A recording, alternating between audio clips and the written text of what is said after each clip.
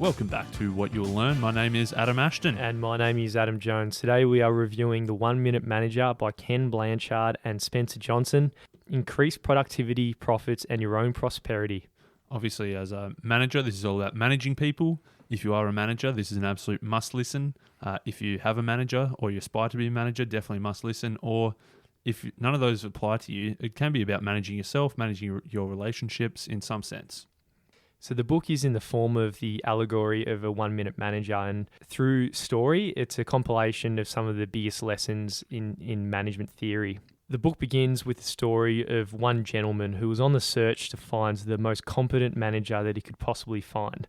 So he began to see the full spectrum of how people managed people on this search, but really he wasn't always pleased with what he saw.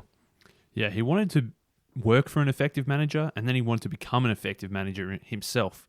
And along this story, this journey that they take us through, he saw these tough managers who would describe themselves as tough. It seemed like the organizations that they worked for and that they ran were the winners, but their people lost. These managers probably described themselves as hard-nosed, bottom-lined, realistic, autocratic managers. They like to keep on top of situations, and they're always driving towards strong results. So there were tough managers, but then he also met a whole bunch of nice managers. And the people who worked under these nice managers, the people and the employees, they seemed to always win, but the organization always lost. So the people who reported to these managers thought they were pretty good managers, they were very nice, but to the people that the managers reported to, they held their doubts because of the lack of results. And these managers describe themselves as a democratic manager, participative, supportive, considerate, and humanistic. So the young kid thought that all of these different managers, they're really only half managers. They're either going for results or they're going for people. So he needed to find a manager that was a whole manager that encapsulated both driving a positive work environment and supporting the people, but at the same time delivering strong results. So, of course, he stumbled across the 1 minute manager who was both autocratic and democratic, who strive to both support people and drive strong results. And the 1 minute manager had 3 secrets for him as to how to best manage people. And that's probably where we'll leave the story behind, and we'll focus on the 3 secrets. So these 3 secrets are really the keys to the most effective management according to this book. And the first secret is all about having 1 minute goals. I think in most organizations you go to, probably bigger organizations especially, if you ask an employee what they do and if you ask their boss what they do, you're going to get 2 very, very different answers. With some of these big organizations with complicated hierarchies, you'll often find that there's not a whole lot of clarity about what everyone's meant to be doing. I've definitely found myself in a couple of those situations in the past. I think from my experience, when I've ever entered a job, it's very rare that a manager's actually going to let you know what the target is that you should be working on and what results you're accountable for. And this is what the 1 minute manager does. And this is the key to effective management. It's really always making it clear what your responsibilities are and who and what you're being accountable for. So the takeaway in the book and the way this is done is really having these 1 minute goals and being able to write it down on one piece of paper in 250 words max, that it can be read and explained in 1 minute. And so what the point of this is that it's clear. It's down on this piece of paper. You keep a copy, your manager keeps a copy, and that's what you're held accountable for. That's exactly what you're supposed to be doing and who you're accountable to. And then you can't get in trouble for not doing something you were supposed to do or doing something that you thought you weren't meant to do or anything like this. It's very clear as to the expectations of you and what success will look like. And of course, you might think that's crazy to have a piece of paper, one-page goal for everything you're supposed to do.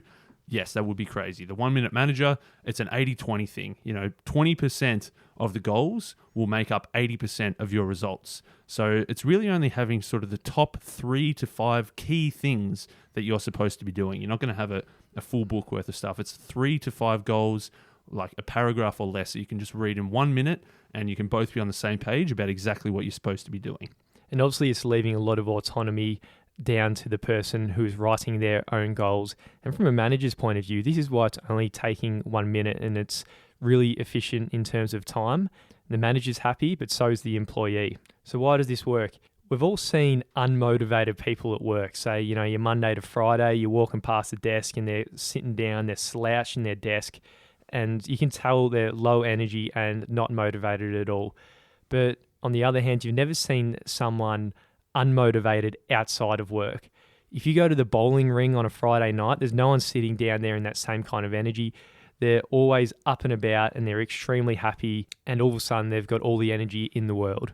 Yeah, it's probably good to keep in mind. This book was written 30, 40 years ago when bowling alleys were massive. There's a few more exciting things out there now, isn't there? Probably not bowling per se, but it is a good analogy because he says that, bowling, it's clear what your goals are. There's a whole bunch of pins. You have a crack, you knock them down, and you're happy when they get knocked down. But what he says that, I guess the modern sort of work environment is sort of like if they put a big sheet in front of the pins and you're just bowling in any direction, trying to hope, and then after it goes past the sheet, you might hear a few pins get knocked over, or maybe a manager's sitting at the other end and he gets to look behind the sheet and it will just hold up 2 fingers to say you knocked down 2, or maybe he'll say, you missed 8 pins actually. But the whole point of that is that you've got no clear direction, you've got no clear goal, you don't know what you're looking at, you don't know what you're working towards. So it's really important that you need to have a goal, and it needs to be clear to both you and your manager as to exactly what that goal is. Yeah, you got to think, if you went bowling and you had that big sheet in front of you, how long would you keep on bowling for if you didn't know what the targets were you were looking to hit at? And that's what most people do every day they go to work. They're just sitting down there. They don't know what the targets is. They don't know what they're bowling at. So there's no way they can hit that strike and get motivated for what exactly that they're trying to do. And it's quite a similar analogy if you go to the footy on a Sunday afternoon. Again, there's a whole bunch of people going around to kick goals, and it's the goal is what gets everyone excited. Not many people would be going to the game if they're just kicking the ball around and tackling and kicking it out of bounds and that's it. It's the goals what makes everyone motivated in the first place. And this is what we need to be bringing into our workplace and to our employees. So it's important that there's firstly agreement on what the goals are between you and your manager. You need to know exactly what good behavior looks like, because then you can compare what good behavior is to your current behavior. So you've always got that goal there to fall back on and compare yourself. Look at your performance now. Does that match the behavior required to attain those goals or not? And then you can sort of self-manage from there.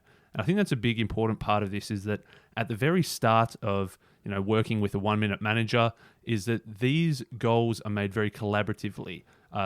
Firstly, the manager doesn't tell you what your goal should be. You work together to form the goal. And then as you become more and more competent, as you sort of learn this system better, you start to just write your own goals and you can self-manage a bit more. And then it's merely a matter of agreeing on those with your manager as opposed to writing these together. Definitely. And paradoxically, as you'll hear listening to the book, the manager slowly phases herself out. And interestingly enough, that's actually turns out to be good management, is the manager actually stepping away and letting the employee do all the work. The first secret in the book is 1-minute goals. And the second secret in this book is 1-minute praisings. So what everyone noticed about the 1-minute manager, they hardly ever saw her except at the very start. And at the very start, what she's doing, she's over your shoulder watching you like a hawk. And, at the very start, it might seem intimidating that you're getting micromanaged and you're about to get snapped up. But it's for the opposite reason. She's not looking at you to catch you something doing wrong. She's actually looking at you to catch you doing something right. It's a very important distinction. A lot of times you just get whacked for doing something wrong, but it's vitally important that a manager is looking for things that you're doing right, and they're praising you, giving you some kind of recognition that you're on the right track. So obviously, once your goals have been established, if you're doing something right, the manager wants to catch you doing something right and praise you for that. So obviously sort of continue you down that correct path that you're working towards. And the distinction here is whenever she catches you doing something right, she lets you know straight away and quite specifically, not waiting till the end of the year at the annual performance review when most people get all their, their praises and all the negatives and positives of what they've done that year.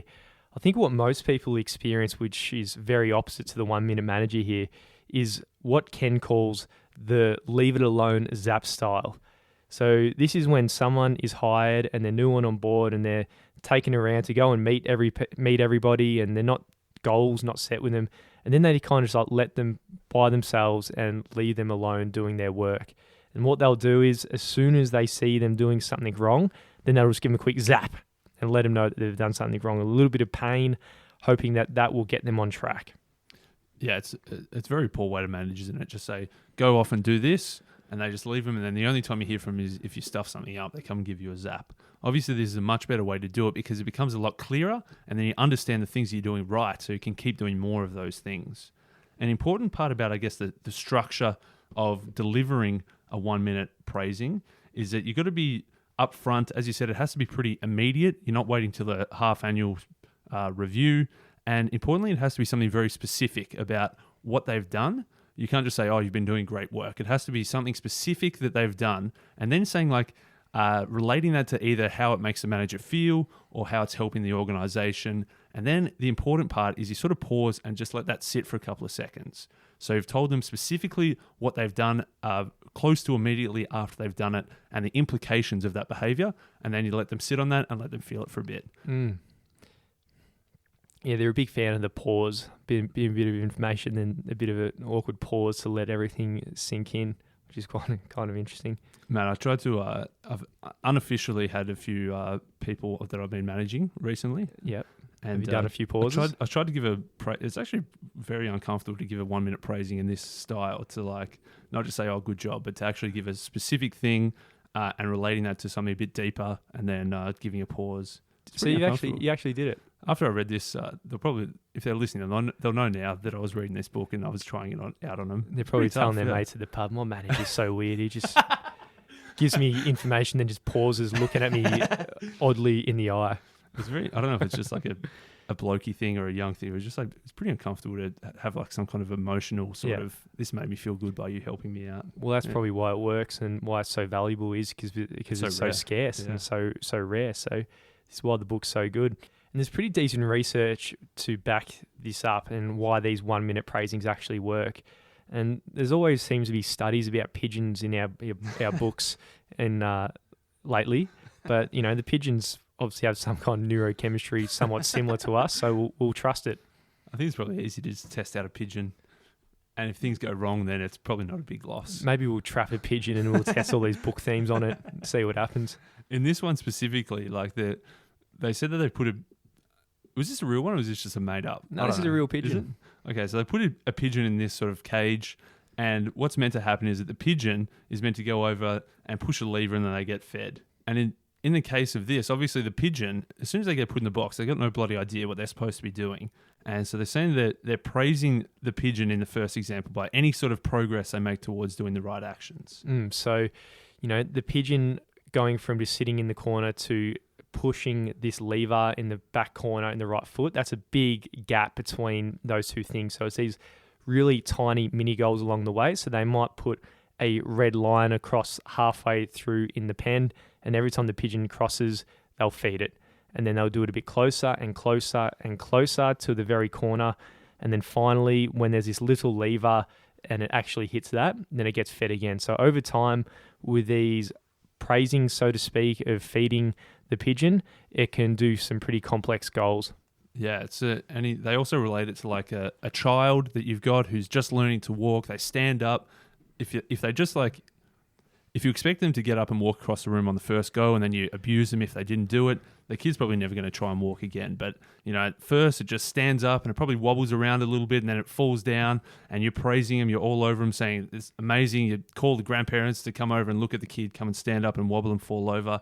And eventually they'll probably take that praise on board and try to take that first step. And you're obviously praising it the whole way. They're not fully walking yet, but each little incremental improvement they make, you're giving them some positive reinforcement.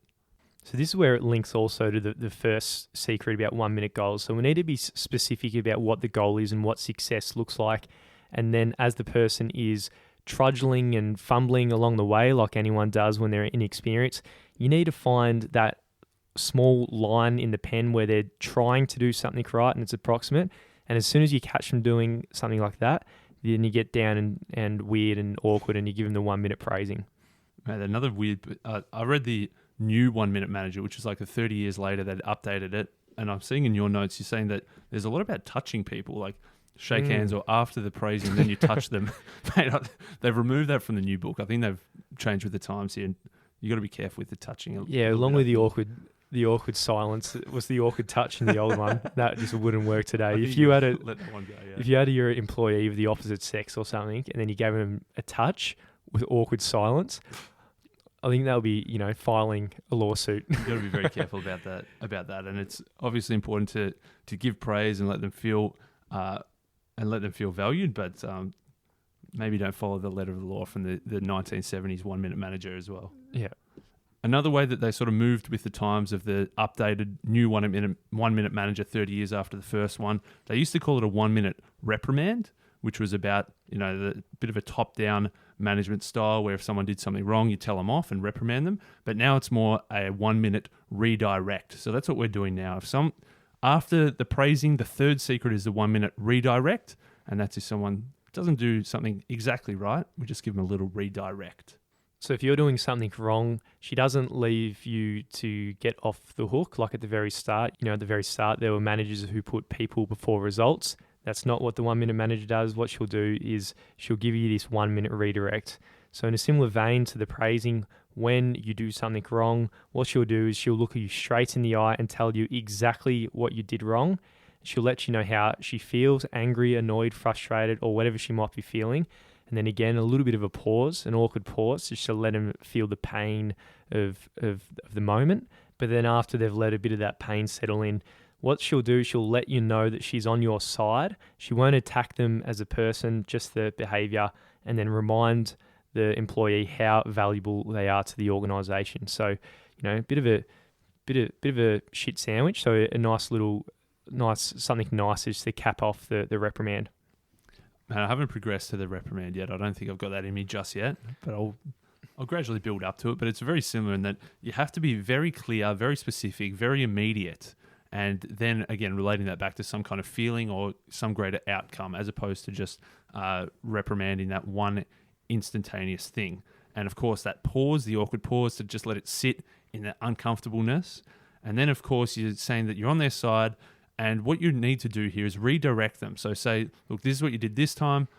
I know you're better than that. You're much more valuable to the team. I trust that you can do this. I've got confidence in you. This is what you should be doing instead. And then again, sort of relating that back to a goal and showing them something clear and tangible that they can do instead, rather than just saying, you fucked up there, don't do that, and leaving it at that. You've got to have some kind of clear path forward. And importantly, once the redirect is over, both parties have to realize that the redirect is over. So as the manager, you're not holding against the employee. As the employee, you're not thinking the manager hates me. It's just a once-off. It's a 1 minute redirect, and then you both move on and work towards those goals. That's a similar thread between all three. They're quick, they're efficient, and they're somewhat uncomfortable.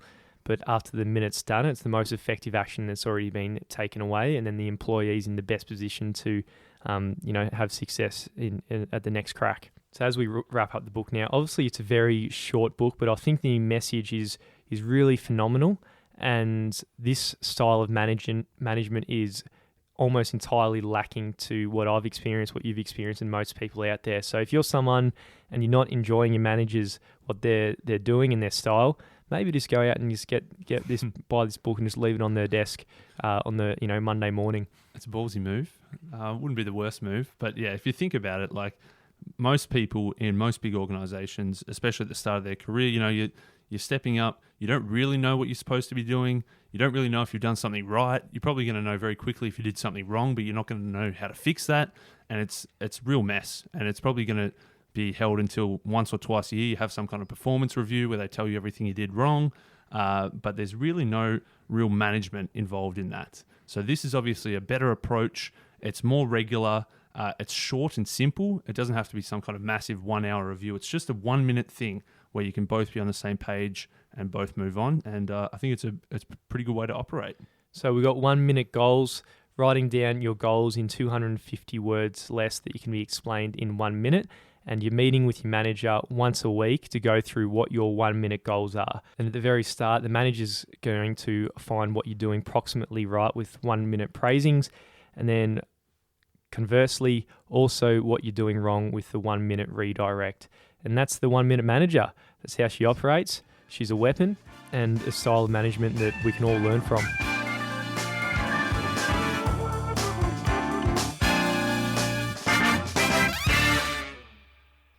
if you listen to that and the leave it alone Zap style type of manager rings a bell because it's your manager, then maybe go out and buy this book using our book depository link. The simplest way is just to go into the show notes and you'll have the book on the way within a couple of minutes.